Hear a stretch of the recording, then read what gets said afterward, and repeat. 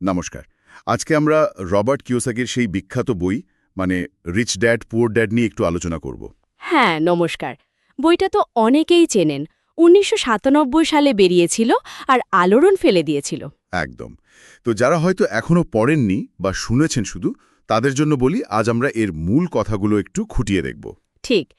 আর দেখব কেন এটা এত জনপ্রিয় হলো আর এর পেছনের যুক্তি বা ধরুন সমালোচনাগুলোই বাকি।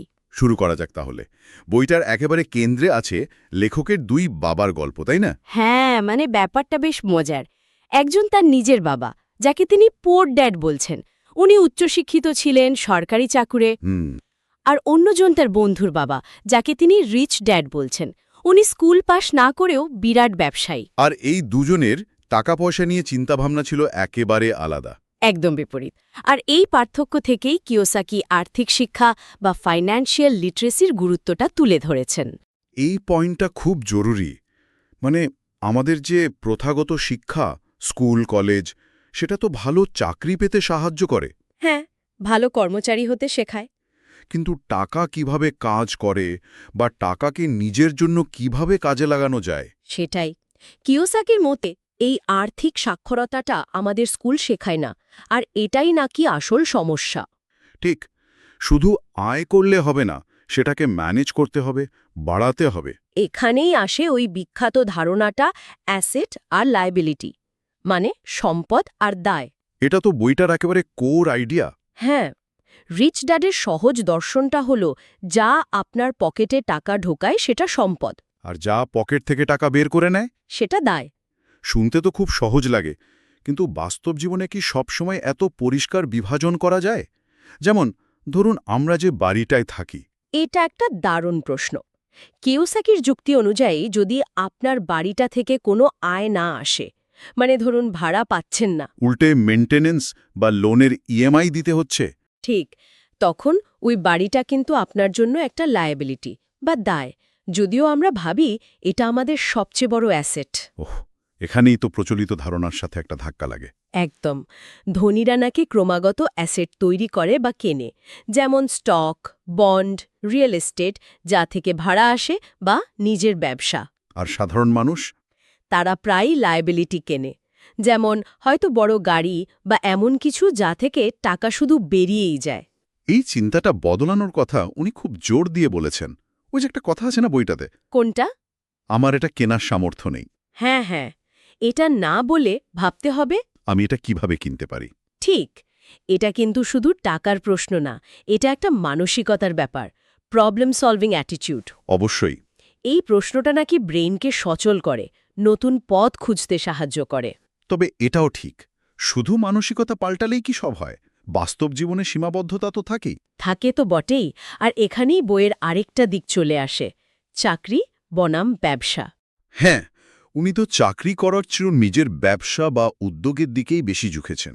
কিওসাকি মনে করেন চাকরিতে হয়তো নিরাপত্তা আছে, কিন্তু আর্থিক স্বাধীনতা নেই। মানে অন্যের জন্য কাজ করে ধনী হওয়া কঠিন। অনেকটা সেরকমই। নিজের ব্যবসায় বা বিনিয়োগে আয়ের ওপর নিয়ন্ত্রণ থাকে, সম্পদ তৈরির সুযোগ অনেক বেশি। আর প্যাসিভ ইনকামের ধারণাটাও তো উনি খুব জনপ্রিয় করেছেন। ঠিক, মানে এমন আয় যার জন্য আপনাকে সবসময় সক্রিয়ভাবে কাজ করতে হচ্ছে না। যেমন? যেমন ধরুন বাড়ি ভাড়া, স্টকের ডিভিডেন্ড, বইয়ের রয়্যালটি, এগুলোর ওপর খুব জোর দিয়েছেন। নিঃসন্দেহে এই আইডিয়াগুলো লক্ষ লক্ষ মানুষকে ইন্সপায়ার করেছে, বিশেষ করে তরুণ প্রজন্ম বা যারা ব্যবসা করতে চায়। বইটার ভাষা খুব সহজ, উদাহরণগুলো বেশ রিয়েল লাইফ মনে হয়, সেজন্যই হয়তো এত প্রভাব ফেলেছে। কিন্তু এর সমালোচনাও তো আছে, তাই না? সবটাই কি এত সরল? না, অবশ্যই না। এখানেই আলোচনাটা জরুরি।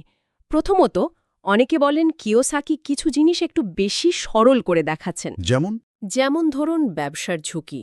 ব্যবসা করলেই যে সবাই সফল হবে বা রিয়েল এস্টেটে বিনিয়োগ করলেই লাভ হবে তা তো নয়। এই ঝুঁকিগুলোর কথা হয়তো যথেষ্ট বলা হয়নি। এটা একটা পয়েন্ট। আর সব দেশের পরিস্থিতি তো এক নয়। ঠিক, আমেরিকার প্রেক্ষাপটে রেখা বই, সেখানকার নিয়মকানুন, সুযোগ সুবিধা অন্য দেশের সাথে নাও মিলতে পারে। ঠিক। এছাড়া বেশ কিছু ফাইন্যান্সিয়াল এক্সপার্ট কিওসাকির কিছু পরামর্শকে একটু বেশি ঝুঁকিপূর্ণ মনে করেন, যেমন ঋণ নিয়ে অ্যাসেট কেনার যে আইডিয়াটা।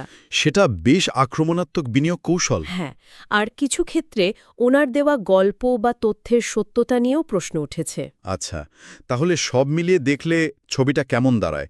একদিকে দারুণ কিছু চিন্তা জাগানো আইডিয়া, হ্যাঁ, আর্থিক মানসিকতা বদলানোর কথা, অ্যাসেট তৈরির কথা, প্যাসিভ ইনকামের গুরুত্ব। আর অন্যদিকে কিছু সরলীকরণ, ঝুঁকির অপর্যাপ্ত আলোচনা আর সব পরিস্থিতিতে প্রযোজ্য না হওয়ার সম্ভাবনা। মোটামুটি এটাই। রিচ ড্যাড পোর ড্যাড শুধু একটা বই নয়, এটা একটা ফাইন্যান্সিয়াল ফিলসফি যা প্রচলিত চিন্তাকে চ্যালেঞ্জ করে। এবং সম্পদ তৈরির মানসিকতা তৈরিতে সাহায্য করে। অবশ্যই। তাহলে আজকের আলোচনা থেকে একটা শেষ প্রশ্ন মনে আসছে।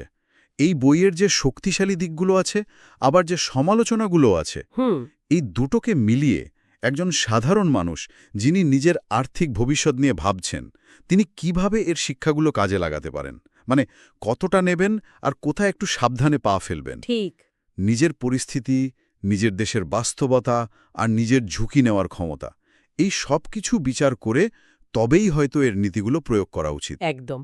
এখানেই হয়তো আসল বিবেচনার জায়গাটা।